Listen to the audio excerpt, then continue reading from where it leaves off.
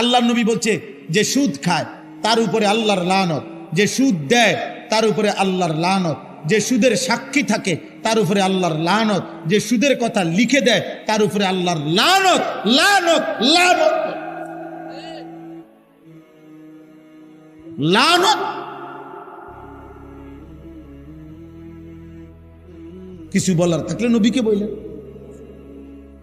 আপনার যদি কোনো আপত্তি থাকে, অসুবিধা, কেউ যিনি বলছেন ওনারে বলেন, উনি আছেন মদিনা শরীফে,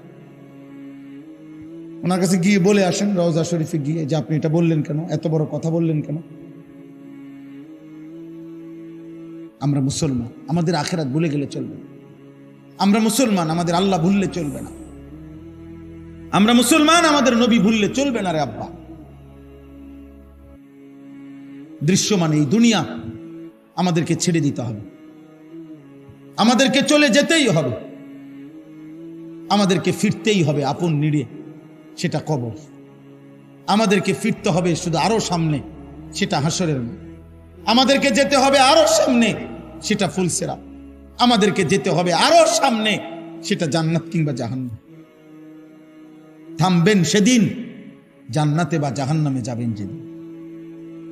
এর আগে এই পথ চলা থামবেন, সামনে যেতে হবে, সামনে আগে বাড়ে।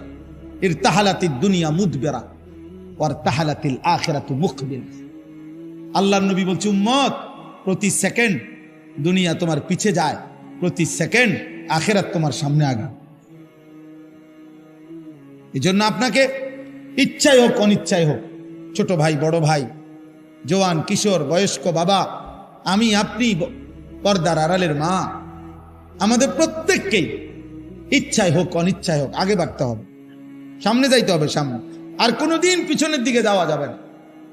আল ওয়াক্তু আনফাসুন লা তাউদু, সময় নিঃশ্বাসের মতো, যা আর ফিরে না,